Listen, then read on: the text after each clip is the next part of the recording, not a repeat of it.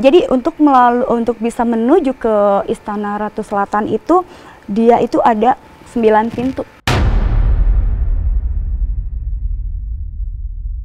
Istana utamanya Bunda itu di situ tuh sudah bunga, wangi, dan di situ kayak apa namanya, selambu-selambunya tuh kalau mungkin orang bilangnya hijau, sesungguhnya bukan. Aku bilang istananya tuh kayak emas. Di sini tuh sudah banyak putri-putri kayak dayang-dayangnya ya, dan itu sudah makanan apa semua itu di sini semua sudah ada. Gitu dikit aja.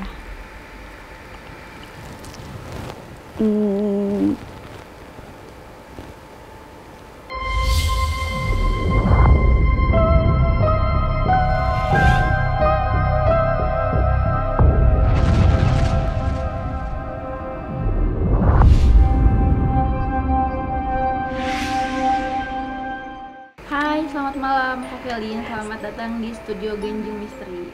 Selamat malam, Mbak. Kak, ngomong-ngomong nih, Kakak mempunyai cerita mistis gitu kan. Cerita mistis Kakak yang aku dengar cukup menarik ya. Boleh diceritain gak sih? Memang sudah dari kecil ya, menurut mama aku itu waktu kelahiran aku ya, dari dua anak mama itu yang tergolong paling aneh adalah kelahiran aku sama adik aku. Jadi kalau aku itu lahir itu dari kecil itu memang sudah ada keanehan, memiliki tanda yang tidak biasa. Salah satunya adalah dulu ya, itu waktu kecil di sini ada tanda lahir, tapi kayak putih gitu, dia kayak macam nggak bisa aku sebut ya, maaf, karena ini salah satu tanda yang memang mungkin dari keluarga, dan dimana itu adalah salah satu tanda rahasia aku juga. Dan juga di sini yang aku bisa tunjukkan, yang di sini dari kepala aku nih, mungkin di sini sudah ada kayak hitam gitu ya. Jadi tapi kadang-kadang ada, kadang-kadang hilang. Boleh diperlihatkan nggak Kak tanda itu?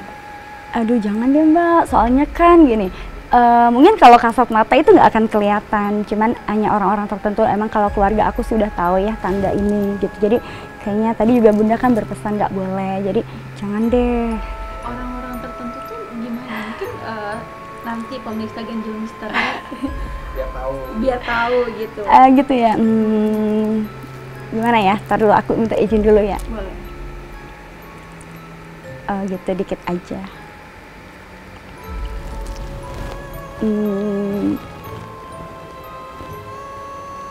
Jangan deh.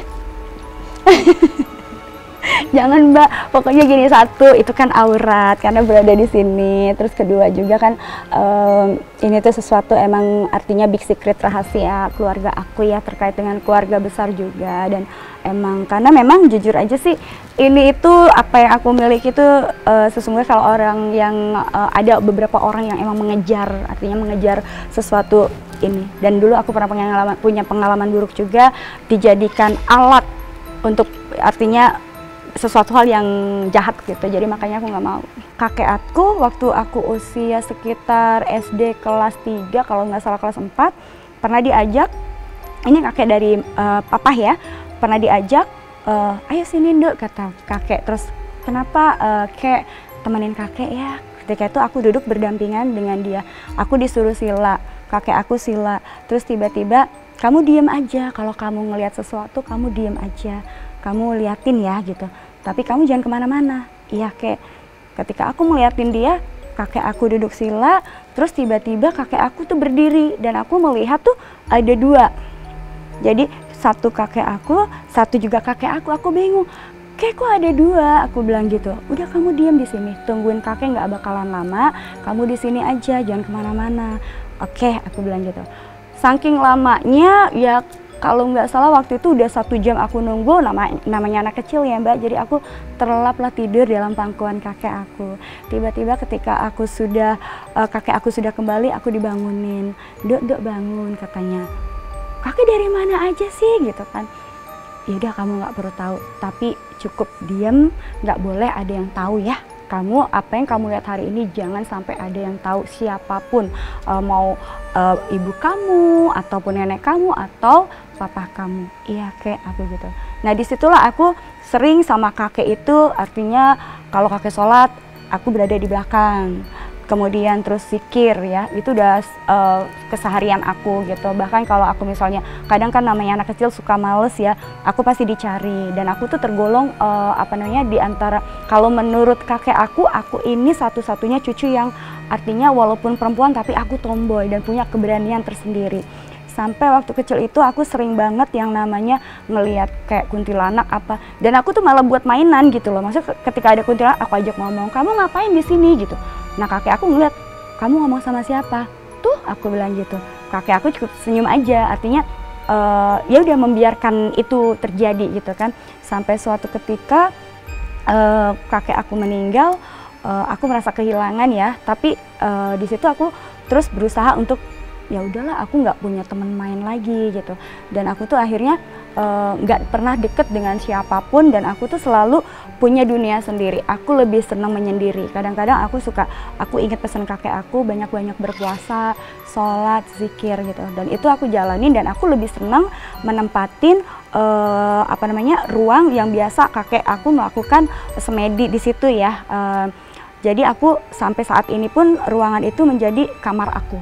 Jadi aku selalu, kamar aku itu ya kamar bekas kakek aku bersemedi. Jadi setiap kali aku di situ tuh berasa kayak dingin, adem hawanya di situ. Dan setiap kali aku berdoa di situ tuh insya Allah gitu kan, ada aja sesuatu keinginan aku yang terkabul di situ.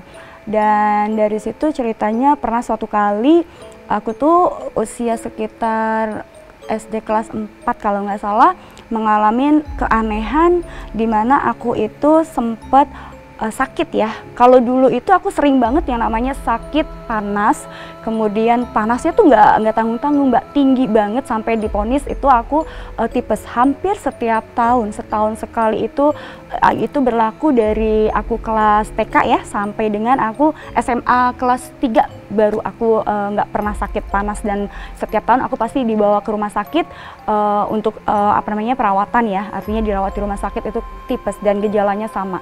Nah, suatu kali setelah ulang tahun aku di usia kalau nggak salah SD kelas 4 kelas 5 itu, aku itu ulang tahun. Setelah ulang tahun badan aku panas. Aku bingung kan, perasaan tadi aku banyak teman-teman, aku nggak panas banget, tiba-tiba itu datangnya tiba-tiba. Dan aku merasa kayak di ubun-ubun aku di sini tuh kayak kayak orang pusing tapi dikasih obat paracetamol apa aja dokter tuh sudah, tapi aku nggak bisa kontrol sampai akhirnya kalah ya kan. Kalahnya itu artinya sampai aku tuh nggak bisa bergerak, sampai aku mengalami yang namanya tuh tubuh aku tuh terbujur kaku kayak dipaku gitu. Jadi nah disitulah aku merasakan seperti berada di dunia lain. Singkat ceritanya ketika mama aku datang ke kamar aku, jenguk aku, terus aku melihat mama aku tuh dia bentukannya beda. Jadi semua manusia yang aku lihat saat itu adalah bentukannya tuh kayak, aku ngeliat mama aku tuh kayak kalong wewe ya. Kan takut kan, waktu kan aku masih kecil, jadi aku bilang, kamu siapa, jangan deket-deket aku, mama tolong, ini mama. Nah tapi aku tahu itu suara mama tapi bentuknya tuh beda gitu. Sampai aku tuh, enggak, kamu bukan mama aku. Mama aku nangis dong, masa anak aku sendiri ngelihat aku seperti itu, ada apa? Mama aku waktu itu pikirnya mungkin karena panasnya tinggi kali ya gitu. Sampai akhirnya bude aku datang, bude aku lebih serem lagi gitu kan. Bentukannya ya hampir sama tapi dia beda lagi gitu, maksudnya lebih serem dari mama aku. Sampai aku tuh ngelihat orang tuh ya udah, karena aku nggak bisa apa-apa. Jadi itu tuh yang datang tuh bangsa jin yang bentukannya yang aneh-aneh tuh datang semua. Aku sampai jejeritan gitu, teriak kesakitan. Sampai akhirnya menjelang maghrib, karena aku sudah kelelahan ya, aku tuh tidur. Sepertinya aku tidur sekitar jam setelah maghrib aku tidur. Disitulah aku merasakan mimpi. Logikanya kalau itu mimpi, itu tidak akan terjadi sampai 7 hari 7 malam. Jadi kayak sinetron yang bersambung gitu kan. Di hari pertama aku mimpi aku memakai baju adat Jawa, pakai kemben, pakai sarung ya, pakai kain gitu. Terus aku main congklak sama teman-teman aku tuh di depan rumah. Terus tiba-tiba pas aku lagi main, aku ngeliat di langit, loh kok ada putri cantik banget. Aku bilang ke teman aku, kamu lihat gak itu ada putri cantik banget. Aku bilang, mana itu? Oh iya ya, cantik, siapa sih?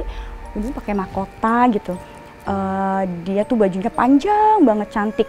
Cuman aku nggak bisa sebutin bajunya ya, karena ini identik dengan beliau. Dia adalah ibu gaib aku.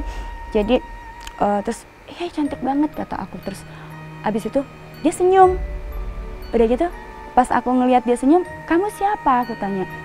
Terus ikut pulang Bunda Yuna gitu. Bunda, emang kamu siapa? Aku ibumu, kata dia. Enggak, ibu aku ada di situ. Aku bilang, kamu jangan ngada-ngada, aku tuh bukan anak kamu siapa sih? Aku gitu. Dia senyum aja. Terus udah aku cuek, main congklak lagi. Tiba-tiba, nak, ikut Bunda pulang. Terus aku nengok, kamu manggil siapa sih? Kamu manggil teman aku bilang gitu. Kamu, kata dia. Aku, enggak, aku bukan anak kamu, aku bilang gitu. Kamu anak aku, nak, gitu. Enggak, kamu bukan. Di situ aku marah. Ketika aku marah, langsung dia ambil selendangnya. Selendangnya itu langsung disabetin ke pinggang aku, baru terus aku dibawa kan. Udah gitu, tolong, mama aku keluar. Nah, di situ aku terus bangun. Habis itu terus aku teriak, mama, gitu. Aku melihat wujud mama masih sama, cuman aku nggak ada pilihan ya, artinya ya aku sebut mama yang datang itu berarti mama aku ya itu gitu kan. Tapi aku masih mengenali suara mama aku. Terus aku cerita, mah dulu kan aku dipanggilnya Neng waktu kecil. Neng kok mimpi aneh ya ma? Emang mimpi apa gitu? Aku ceritain mimpi itu. Terus mama aku, itu cuman bunga tidur. Makanya kalau mau tidur itu baca dulu gitu kan, ayat-ayat Al-Quran. Ayo baca gitu. Enggak mah, aku kayak setengah mimpi tapi setengah nyata, aku bilang. Karena aku tuh posisinya tuh tidur tuh nggak tidur, aku bilang. Udah, kata mama, lupain. Akhirnya mama mendoktrin aku bahwa itu adalah nggak nyata gitu. Akhirnya ya sudah, aku terus biasa makan, masih belum makan, cuman aku baru bisa minum aja tuh. Sampai hari kedua, singkat cerita hari kedua, mimpi itu berlanjut. Mimpi itu berlanjut di mana aku itu tiba-tiba sudah berada di kamar, tapi kamar itu tuh di bawah air, tapi itu tuh kamar.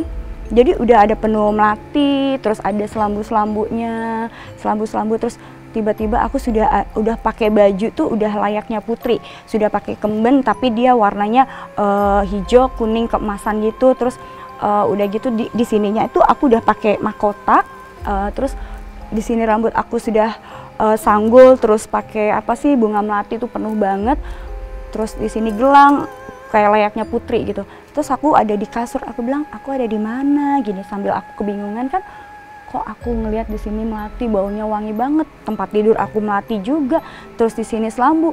Aku terus bangun, ketika aku bangun aku nengok ke belakang, loh di sini kok laut gitu kan. Aku bingung, aku ada di mana ya gitu. Tiba-tiba datanglah kalau kita bilang dalam kerajaan itu adalah dayang-dayang bawa makanan, ada macam-macam. Terus aku bingung, kata mereka, Putri silahkan makan. Terus aku bilang, kamu siapa? Aku bukan Putri, aku bilang gitu. Aku tuh Neng, aku bilang gitu. Tersenyum, terus pada pergi cuma naruh makanan. Terus aku bingung. Tiba-tiba pas aku bingung, aku mau cari jalan keluar, tiba-tiba beliau datang. Bawa tongkatnya, terus dia bilang, anakku. Tapi dia cuma senyum. Aku bilang, kamu lagi, kamu tuh siapa sih? Kamu tuh jahat ya? Aku bilang, aku ada di mana? Kamu udah nyulik aku ya? Aku bilang, aku ini di mana? Kamu tuh siapa sih? Aku bilang gitu. Aku marah-marah. Dia senyum aja. Terus sampai akhirnya dengan ya saking aku udah kesel, aku merasa ini bukan di dunia aku dorong dia. Cuma dia senyum aja. Terus tiba-tiba akhirnya aku natap mata dia. Ketika aku natap mata dia, aku terus kayak tek gitu. Langsung diam, aku duduk begini. Terus, nak, satu hal yang kamu harus ketahui tentang diri kamu. Terus aku diem gini, dengarkan ibu baik-baik, kata dia. Kamu itu adalah anak ibu. Kamu adalah anak ibu. Terlahirnya kamu adalah dari kakek kamu. Ibu dengan kakek kamu ada perjanjian di mana kami adalah menikah. Dan dari pernikahan tersebut melahirkan kamu. Kamu adalah anak yang aku titipkan pada ibumu setanti. Kaget dong aku, gak mungkin aku bilang.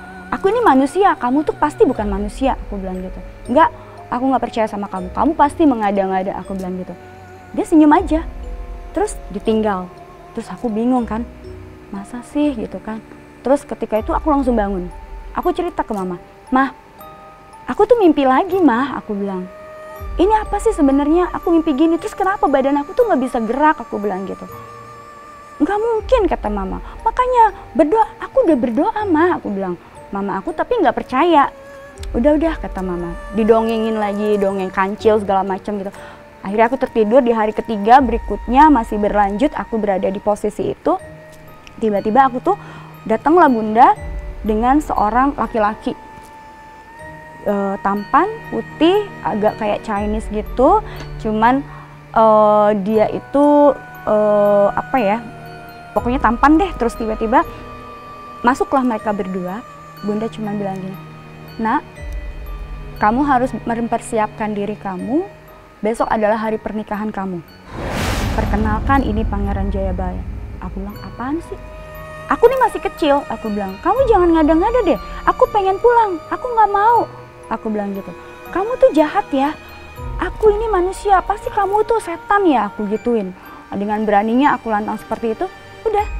Terus aku ditinggal, aku nangis, ketakutan dong Mbak. Secara aku kan masih kecil gitu, dan aku mendengar kata-kata menikah itu aku mikirnya, terus aku nggak sekolah, aku nggak ketemu teman aku, terus aku di mana gitu kan, kayak di penjara aku tuh waktu itu. Aku tuh tiba-tiba nangis gitu, terus sampai akhirnya tiba-tiba kok kepikiran ya, aku pengen masuk ke situ tuh, mau masuk ke apa namanya yang laut itu. Tiba-tiba aku ke belakang, pas aku buka selambunya, aku ke situ mainan air, tiba-tiba aku melihat daratan. Di situ aku berenang, tiba-tiba aku berenang, aku sudah berada di daratan. Terus habis itu aku bangun, aku cerita lagi ke mama. Itu berarti sudah keempat kan. "Ma, aku mimpi lagi ma, aku mimpi seperti ini."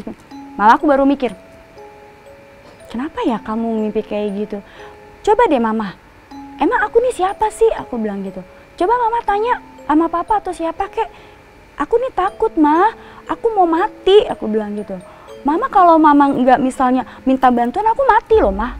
Emang mama mau kehilangan aku bilang gitu. Mamaku mikir, siapa ya? Terus akhirnya mamaku, "Ya udah, pokoknya nanti mama tidur sama kamu, pokoknya mama jagain," kata mama gitu. "Pokoknya kalau nanti kamu tidur, kamu ada gerakannya ini, mama bangunin ya," gitu. Tapi aku mikir juga, takut. Jadi, tapi anehnya setelah jam 7 abis maghrib itu mata aku nggak bisa aku tahan, dan aku itu berasa kayak terhipnotis dan merem ya, nggak bisa melek gitu. Padahal aku udah berusaha, aku nggak mau tidur karena takutnya karena aku mau dinikahin itu Mbak. Akhirnya tapi tiba-tiba nggak bisa juga, mata aku berat dan kayak udah udah di selatip gitu, tetep gitu. Ketika itu barulah terjadi lagi lanjutan yang hari keempat. Hari kelimanya aku didatengin sama pangeran tersebut, merayu aku. Terus aku bilang, "Kamu jangan kurang ajar ya," aku bilang. "Kamu itu beda sama aku bilang. "Aku ini masih kecil, aku nggak mau." "Kamu adalah calon istri aku," kata dia. "Enggak," aku bilang. "Aku masih mau sekolah, aku masih pengen hidup normal," aku bilang. "Kamu itu bukan siapa-siapa aku. Tapi bunda kamu udah janji sama aku bahwa kamu itu akan dinikahkan sama aku. Jadi sebaiknya kamu siap-siap." "Enggak." Berantem aku di situ, aku nangis. Semua makanan aku di situ pokoknya kamar itu udah aku berantakin semua. Aku nangis sekenceng-kencengnya. Datanglah bunda. "Nak, kenapa?" kata dia. "Kamu siapa?" aku bilang. "Kalau emang kamu ibu aku, kalau emang kamu sayang sama aku, kamu tahu dong perasaan aku. Aku ini masih kecil dan aku nggak mau nikah," aku bilang. "Aku masih pengen sekolah. Aku masih pengen hidup normal," aku bilang. "Kasihan mama aku di sana. Kamu enak-enak aja nyulik aku di sini," aku bilang gitu. Dia senyum aja. "Tinggal sehari lagi," kata dia. Tapi aku terus ketika aku ngebantah, dia pasti natap mata aku dan aku pasti langsung luluh. Ketika itu langsung, "Iya bunda." Udah di situ terus aku bangun lagi. Sampai aku terbangun tiba-tiba, "Ma, aku mimpi lagi ma, tolongin ma," gitu. Akhirnya mama, "Udah tenang, besok nanti ada Pak Kiai datang," gitu. Sampai akhirnya Pak Kiai datanglah, Pak Kiai siang hari itu. Terus dia ngelihat aku, pegang tangan aku, dibacain doa gitu, panas. "Waduh Bu," katanya, "ini mah berat," katanya. "Emang kenapa Pak Kiai?" anak ibu sudah artinya udah di alam lain gitu kan. Terus gimana Pak Kiai? Ya udah aku akan berusaha ya Bu, tapi balik lagi kata dia hanya Allah yang bisa menolong. Di situ aku ketakutan dong Mbak, aku sampai badan aku merinding dan aku nangis nggak berhenti-berhenti, itu saking takut belum siap untuk mati maksud aku gitu kan. Akhirnya ditaruhlah sama Pak Kiai itu ayat-ayat Al-Quran yang dia bikin kayak raja-raja gitu di sekeliling kamar aku sampai dengan rumah aku semua. Sampai aku dikasih minum air doa, tapi tenangnya tuh di situ aja. Tetap jam 7 lagi, berarti hari ke-6 terjadi lagi mimpi lagi, dimana terjadilah pernikahan itu Mbak. Jadi aku tuh udah dandanannya begini, terus aku jalan berdua tuh sama pangeran itu. Terus di sini ada tahtanya Bunda, jadi Bunda di sini, kita datang gitu kan, sini terus akhirnya sujud di Bunda, terus Bunda datang, terus kasih pemberkatan ke kita berdua. Terus di situ ada yang nari-nari, ada yang bentuknya ular, ada yang bentuknya naga, macam-macam binatang di situ semua. Terus akhirnya aku didudukin sama Bunda di samping tahtanya Bunda. Kemudian yang pangeran itu duduk di samping aku. Jadi aku berada di tengah-tengah. Ini Bunda, ini aku, ini Pangeran Jayabaya itu. Dan aku tuh di situ karena aku terhipnotis ya dengan tatapan Bunda. Jadi aku enjoy aja gitu ketika itu. Dan ketika sudah selesai partinya, aku terus berada di kamar aku. Ketika berada di kamar aku nggak tahu apa yang terjadi. Intinya terjadilah yang namanya hubungan intim ya. Kok aku gini amat ya? Tuhan itu nggak adil, aku bilang gitu kan. Akhirnya aku nangis. Tiba-tiba nangis, Bunda keluar.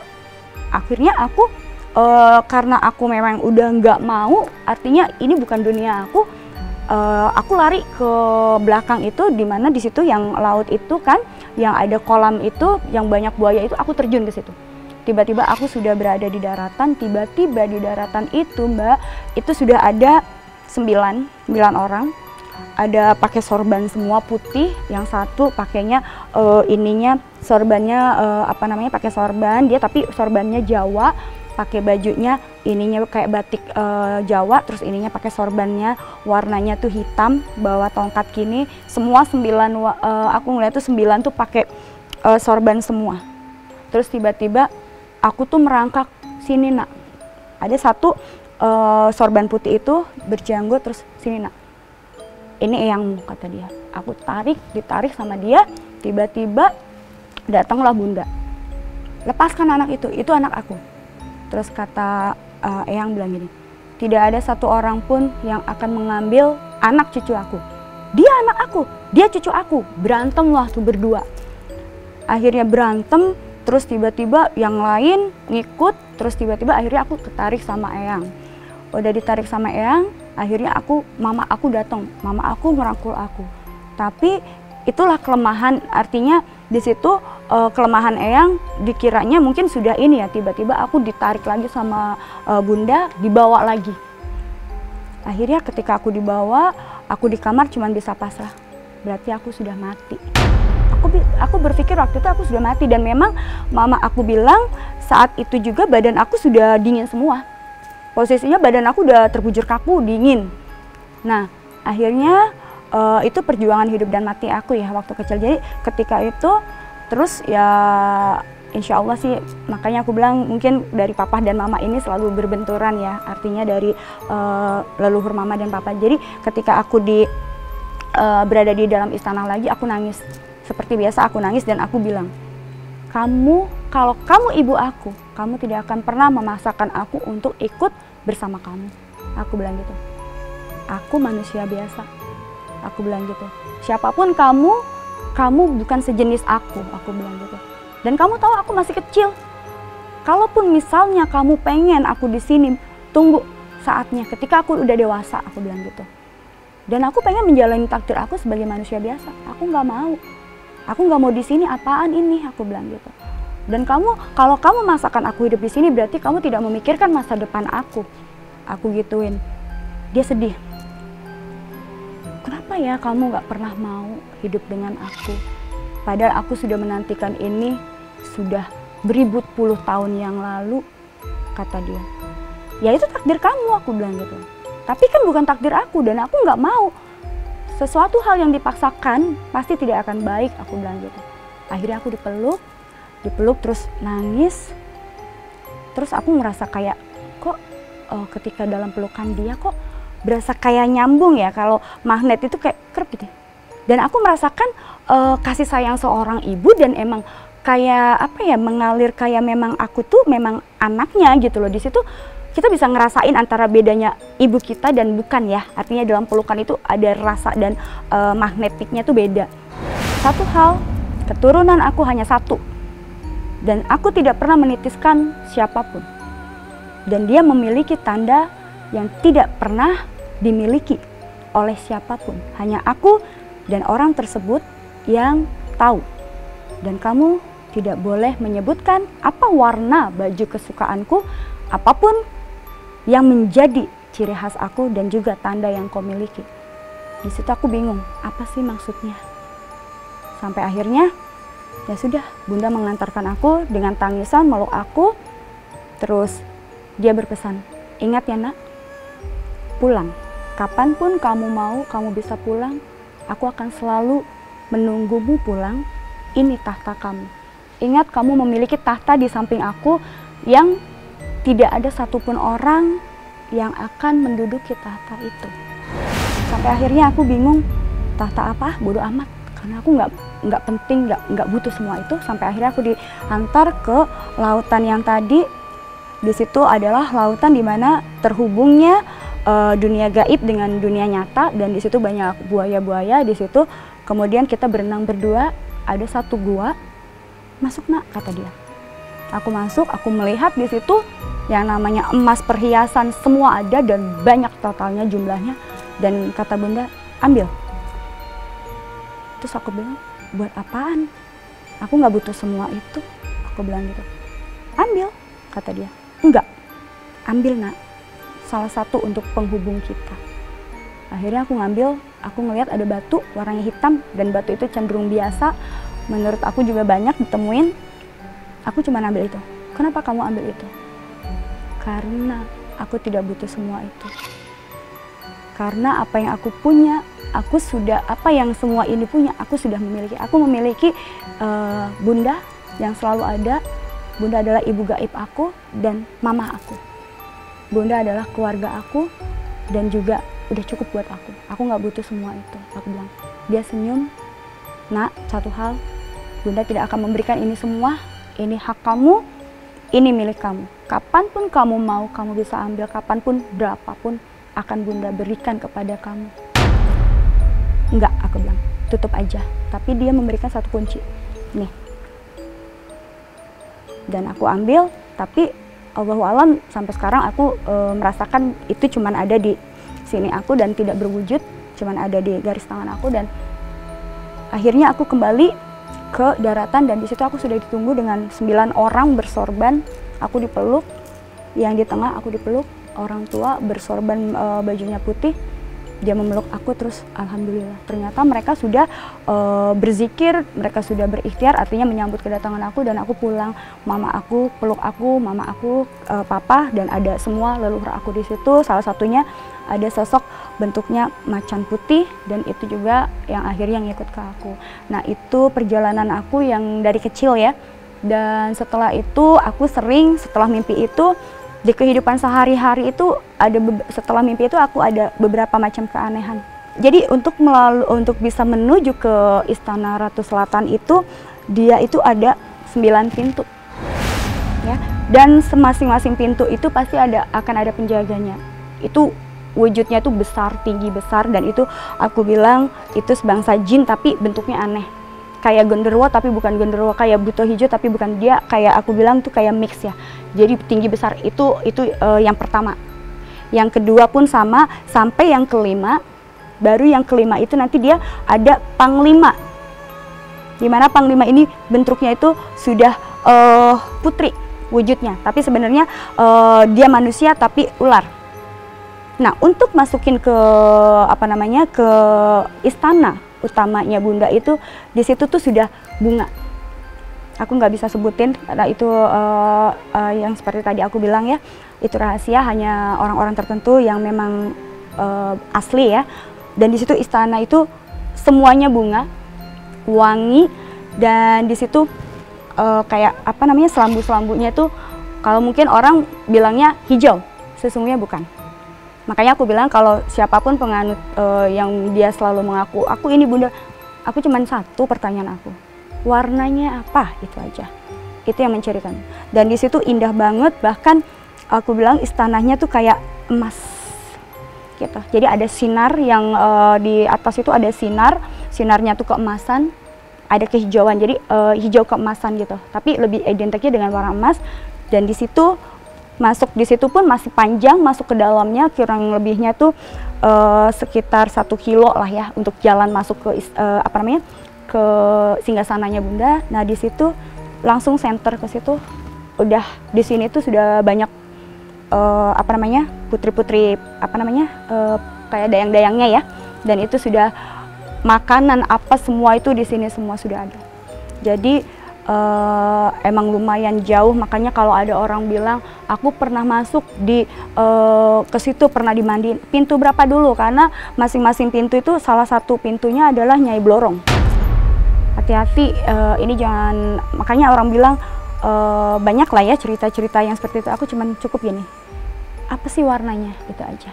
Kalau emang dia betul, dia pasti tahu itu, karena aku sudah jalan-jalan di situ, sudah yang artinya secara waktu kecil itu aku pernah tahu sampai sedetil-detil itu gitu.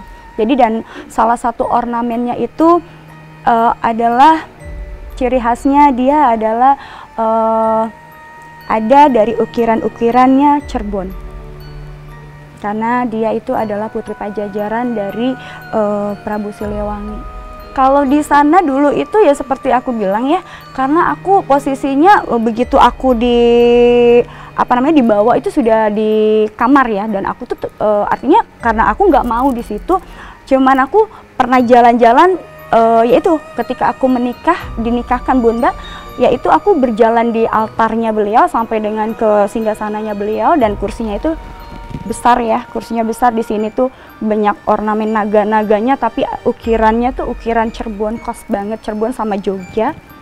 Karena dia tuh seorang putri seperti aku bilang pajajaran, jadi khas banget. Dan ada sesuatu yang aku nggak ceritain juga karena ini terkait dengan keluarga. Jadi dan sebelahnya itu ada, memang ada singgasana hampir mirip kursinya.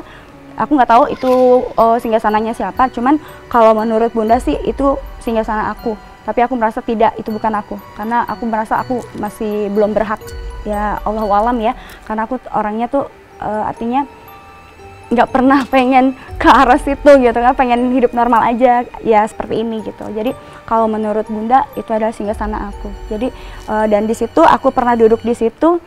Aku tuh baju aku itu warnanya orange keemasan, putih keemasan, itu warna baju aku. Dan aku pernah duduk situ di dandanin bunda pakai mahkota, warna baju aku tuh orange keemasan, selendang aku biru. Alhamdulillah ya, kalau sering ketemu hampir setiap hari di rumah itu artinya sering banget ya. Kalau aku bilang nggak perlu aku panggil, dia pasti ada. Saat ini pun beliau hadir di sini, makanya tadi dia menjaga. Aku kan orangnya suka keceplosan, makanya kadang-kadang bunda tuh selalu kalau membicarakan dia tuh supaya nggak keceplosan. Jadi kadang-kadang suka nih di sini toel-toel gitu. Jadi ya alhamdulillah ya, kalau orang kan pengen ketemu beliau itu menyembah lah gitu kan, sesajen. Alhamdulillah aku nggak pernah melakukan itu, justru bunda ini melarang. Artinya cuman mintanya apa yang kamu jalanin Tuhan kamu, mintalah pada Tuhanmu ya, mintalah pada Tuhanmu, karena aku juga makhluk ciptaannya gitu loh.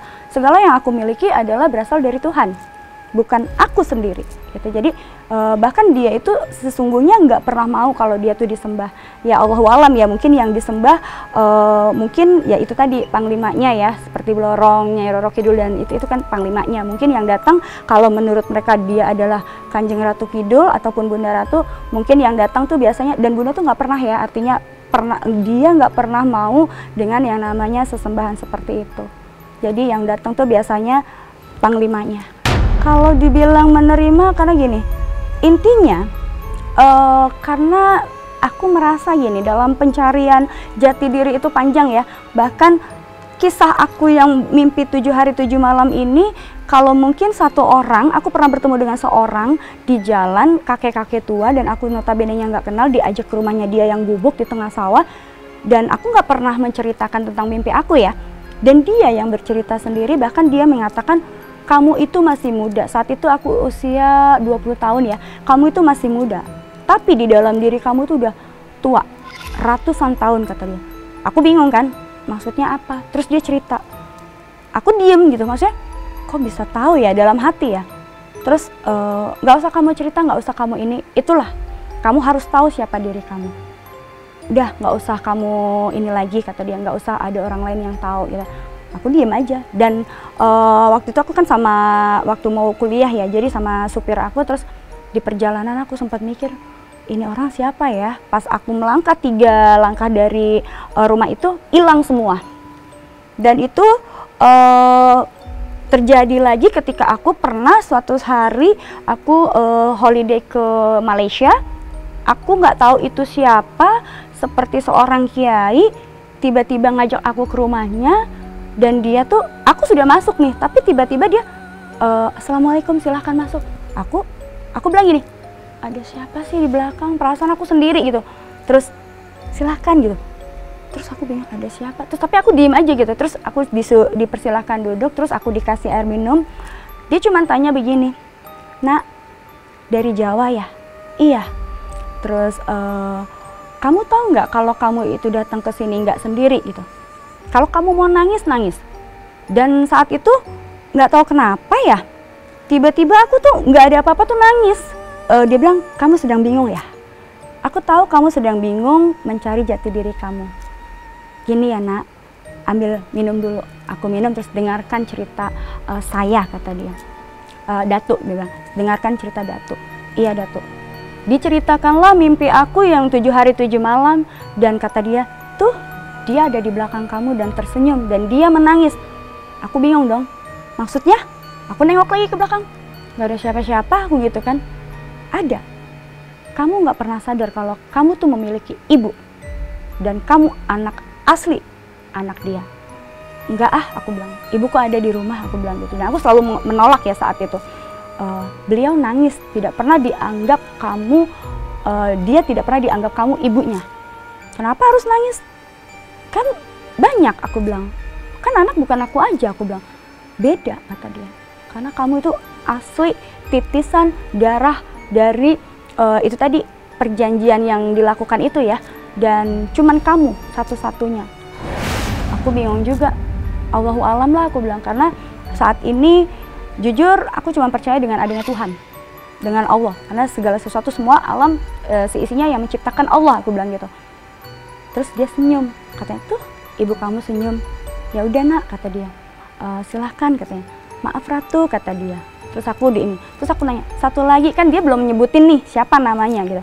Tiba-tiba ketika aku baru sampai di pintu mau keluar, terus aku balik badan. Datuk, satu lagi pertanyaan aku, kalau emang dia ibu gaib aku, saya minta satu nama, siapa nama dia? Dia sebutkan satu nama, ternyata sama. Aku nggak bisa sebutin nama asli beliau, ternyata sama. Oke. Dengan beliau ini terkenal dengan sebutan Bunda Ratu Kidul. Aku langsung diam. Tapi nama aslinya benar gitu loh. Oke. Baru aku, terima kasih Datuk. Aku pulang, masih bertanya, artinya bener nggak sih apa aku yang halus sih gitu kan? Karena mana ada sih di dunia nyata kita hidup di zaman yang modern gitu kan. Itu kan mungkin di zaman dulu kerajaan-kerajaan mungkin bisa terjadi, tapi kan kita sekarang hidup di zaman modern. Sampai akhirnya perjalanan lagi, aku kuliah di Bojonegoro, ketemu lagi dengan kiai yang notabene-nya dia jalan kaki bawa gendongan gitu. Dia tuh kehausan, aku kasih es. Tiba-tiba aku ajak duduk, dia cerita lagi tentang mimpi aku itu. Terus aku begini, ini ada apa sih sebenarnya? Aku kok bingung sama diri aku nih siapa gitu kan. Dan aku masih nggak percaya, artinya nggak mungkin lah gitu. Sampai akhirnya aku melakukan perjalanan ketika COVID ya, tepatnya pas COVID. Aku tuh dari satu pesantren ke pesantren lain Jawa Timur dan bertemu dengan beberapa kiai dan menyatakan bahwasanya cerita yang sama, berarti kalau dihitung sudah 10 orang, 12 orang menceritakan hal yang sama tanpa aku harus menceritakan apa yang aku alamin dalam mimpi aku gitu. Jadi akhirnya aku bermunajat kepada Allah, ya Allah tunjukkan aku ini siapa. Sampai akhirnya aku diarahkan, pergilah aku ke Gunung Jati.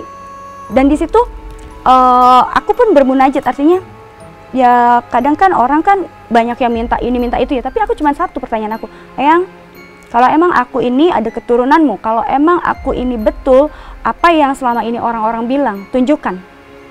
Ya Allah walam ya, aku berasa kayak ada angin. Terus aku kan pegang pusaran Eyang, terus kayak ada angin dingin masuk set ke sini, tubuh aku tenang, terus aku diam, tapi aku nangis gitu, nangis. Terus aku melihat sosok Eyang itu berdiri. Nak, ketahuilah satu hal, kamu adalah keturunanku dan kamu memiliki ibu gaib. Betul yang diceritakan mereka. Ingat, ini rahasia keluarga, jangan sampai kamu menceritakan semua. Karena nanti akan sesat, orang-orang akan sesat gitu. Biarkan orang-orang di luar sana sesat dengan apa pendapat dia, hanya kamu yang tahu kebenarannya. Dari situ terus aku terima kasih Eyang. Udah, dan alhamdulillah insya Allah mereka itu selalu mendampingin aku. Makanya setiap kali aku melakukan kesalahan pasti aku dapat teguran dari mereka. Jadi itu. Baik Kak, mungkin Kakak mempunyai pesan-pesan untuk pemirsa Ganjil Misteri.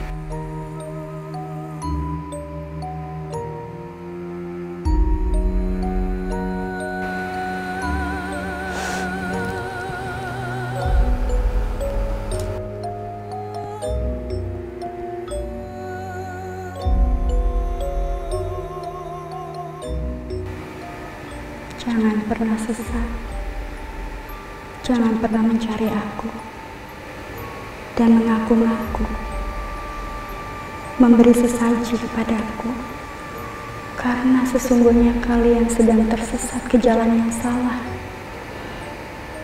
Kembalilah kepada Allah. Manusia itu ciptaan Allah Subhanahu wa Ta'ala. Jangan pernah sesat. Dunia sementara, akan ada datang kegelapan di tahun depan karena ulah manusia. Bertaubatlah, aku tidak pernah meminta sesaji kepada kalian. Jangan pernah tersesat di jalan yang salah. Assalamualaikum.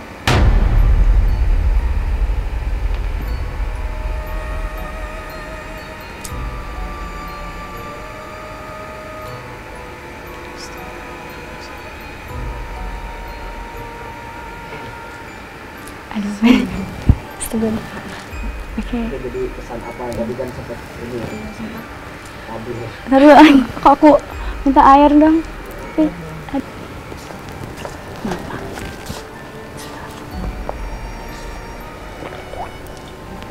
Kasih Kak. Apa tadi? Nggak mau.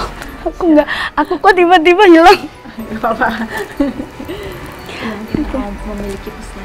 Oke, pesan ya. Oke. Ya Allah, lost control aku nih. Oke. Udah? Oke. Jadi pesannya buat pemirsa Ganjil adalah jangan pernah sesat ya. Artinya banyak makhluk di dunia ini, bermacam-macam makhluk.